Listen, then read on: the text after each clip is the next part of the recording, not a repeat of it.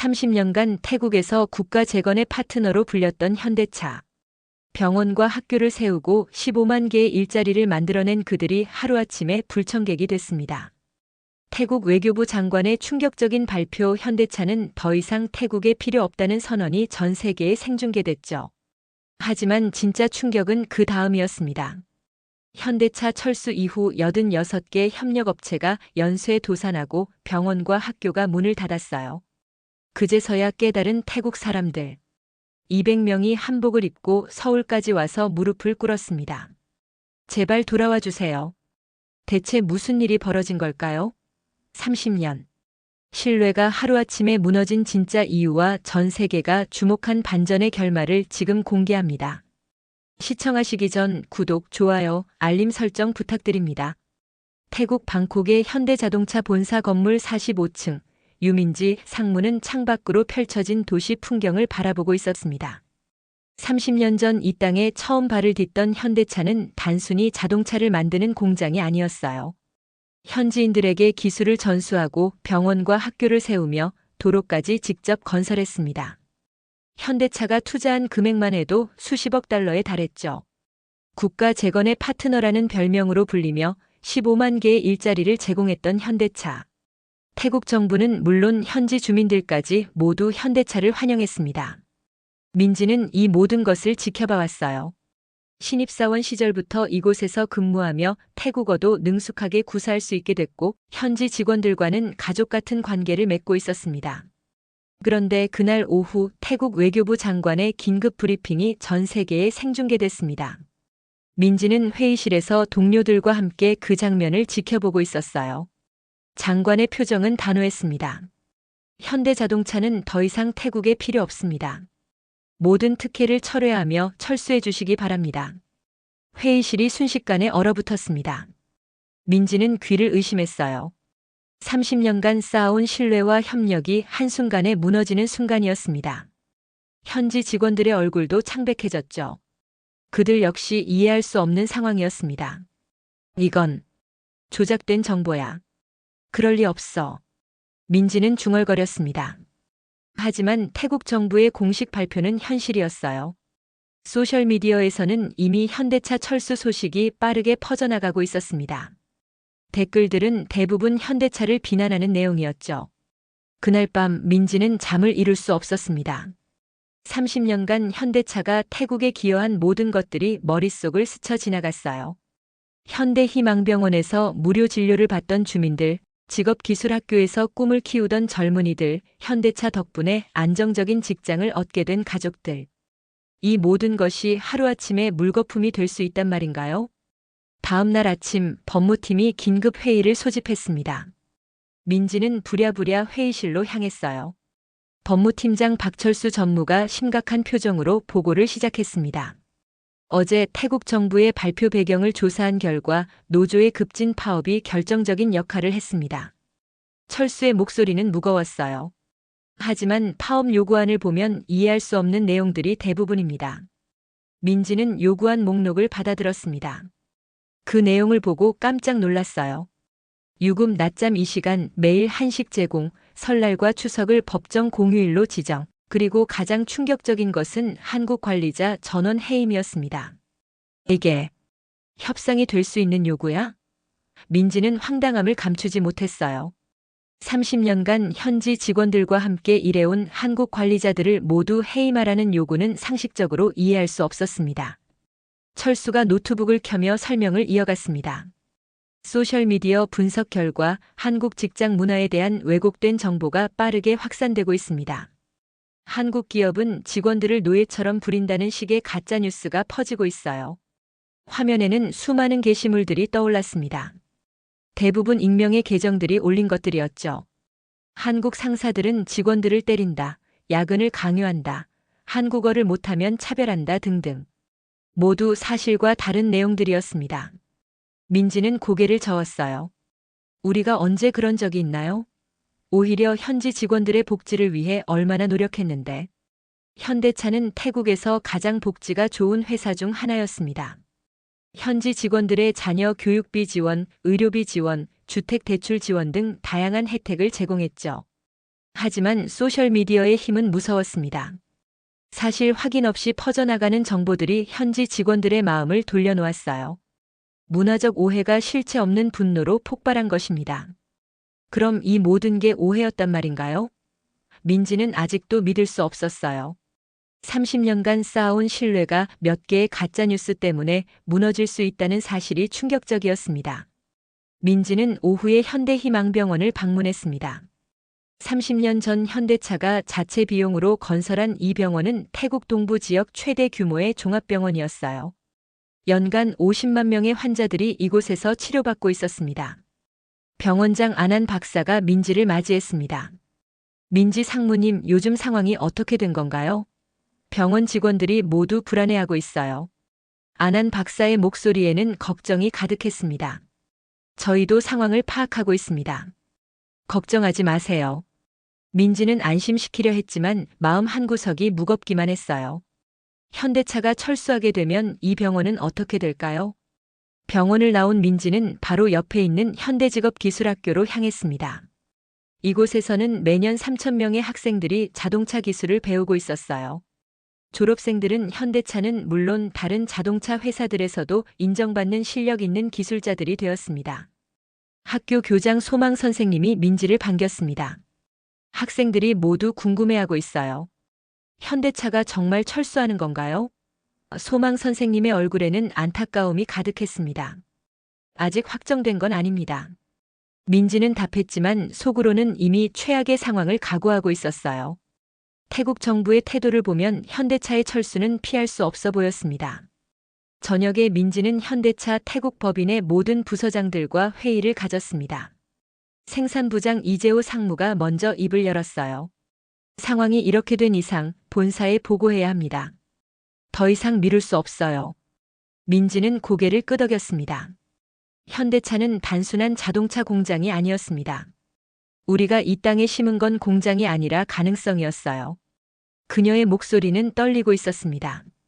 현대차가 태국에서 운영하는 시설들을 생각해보면 정말로 태국 자동차 산업 그 자체였습니다. 현대희망병원, 직업기술학교, 지역대학과의 산학연구소, 기술연수 프로그램, 현지인 관리자 육성제도. 이 모든 것이 현대차의 철학이었어요. 며칠 후 예상치 못한 소식이 들려왔습니다. 베트남과 중국에서 태국 정부에 접촉해왔다는 것이었어요.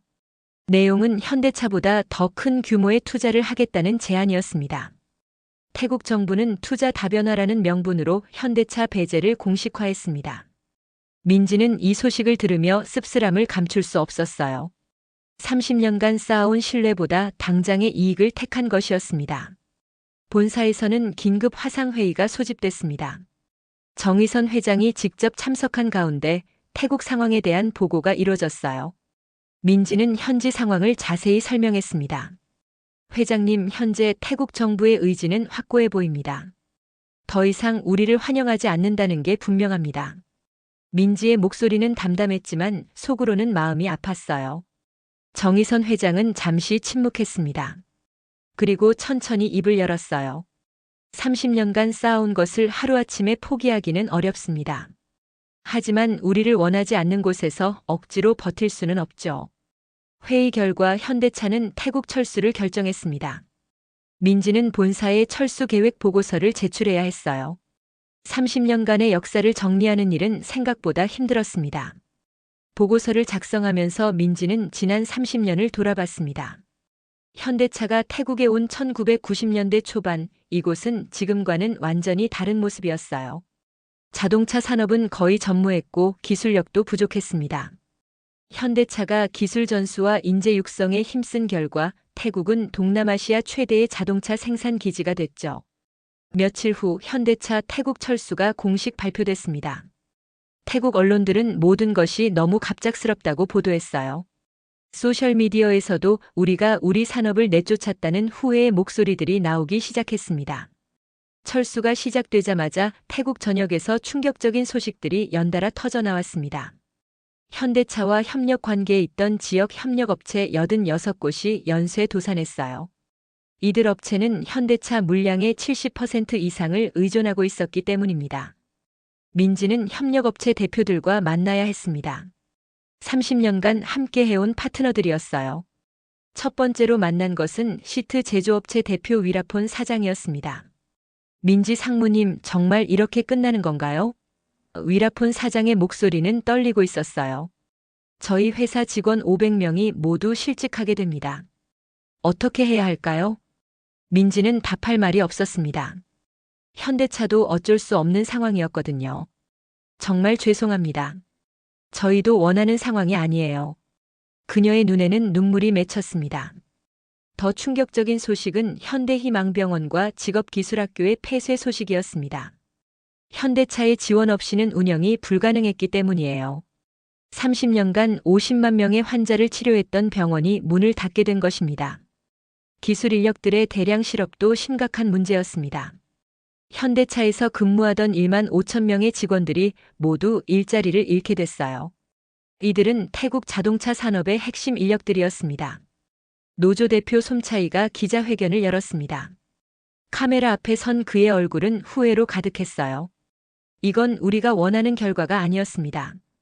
현대차가 우리에게 어떤 존재였는지 이제야 깨달았습니다. 제발 돌아와 주세요. 하지만 이미 늦었습니다. 현대차의 철수 계획은 되돌릴 수 없는 상황이었어요. 태국 정부도 뒤늦게 사태의 심각성을 깨달았지만 이미 공식 발표를 한 이상 체면상 번복하기 어려웠습니다. 민지는 매일 현지 직원들의 하소연을 들어야 했습니다. 상무님, 정말 다른 방법은 없나요? 현지 직원들의 간절한 목소리가 그녀의 마음을 무겁게 했어요. 상황이 이렇게 악화되자 예상치 못한 일이 벌어졌습니다. 태국 노동자 200여 명이 서울행 항공편을 타고 한국으로 향한 것이었어요. 그들의 목적지는 강남의 현대차 본사였습니다. 민지는 서울 본사에서 이 소식을 들었습니다. 태국 노동자들이 한국에 왔다고요? 그녀는 믿을 수 없었어요. 자신들을 배척했던 태국 사람들이 한국까지 와서 호소하다니. 현대차 본사 앞 광장에는 정말로 200여 명의 태국 노동자들이 모여 있었습니다. 놀랍게도 그들은 모두 한복을 입고 있었어요. 태국에서 한복을 구입해 입고 온 것이었습니다. 그들의 진심을 보여주기 위한 행동이었죠. 더 충격적인 것은 그들이 무릎을 꿇고 있다는 것이었습니다. 손에는 한국어로 쓰인 현수막을 들고 있었어요. 우리는 현대차의 진심을 몰랐습니다. 돌아와 주세요. 민지는 그들을 보며 복잡한 심정이 들었습니다. 30년간 함께했던 사람들이었어요. 그들이 이렇게까지 할 줄은 몰랐습니다. 하지만 이미 상황은 돌이킬 수 없는 지경에 이르렀어요. 태국 노동자들은 3일간 본사 앞에서 시위를 벌였습니다. 한국 언론들도 이 상황을 대대적으로 보도했어요. 태국 노동자들 현대차 복귀 간청이라는 제목의 기사들이 쏟아졌습니다. 하지만 민지는 조용히 말했습니다. 신뢰는 복구할 수 없습니다. 우린 이 땅을 떠납니다. 그녀의 목소리는 단호했지만 속으로는 눈물이 흘렀어요. 30년간 쌓아온 모든 것을 포기하는 순간이었습니다. 현대차 임직원들도 이 상황을 지켜보며 착잡한 심정이었습니다. 정의선 회장은 우리가 원하는 것은 일방적인 투자가 아니라 진정한 파트너십이었다고 말했어요. 하지만 그것이 불가능하다면 우리는 다른 길을 찾아야 한다고 덧붙였습니다. 태국 노동자들의 시위는 전 세계 언론의 주목을 받았습니다. 영국의 BBC, 미국의 CNN, 카타르의 알자지라, 일본의 니온 게이자이 등 주요 언론들이 이 사건을 보도했어요. 특히 외신들은 현대차를 착취의 기업이 아니라 상생의 철학을 실천한 기업으로 평가했습니다. 30년간 현대차가 태국에서 보여준 모습들이 재조명됐어요. BBC는 현대차는 단순히 자동차를 생산하는 것이 아니라 지역 사회 발전에 기여했다고 보도했습니다.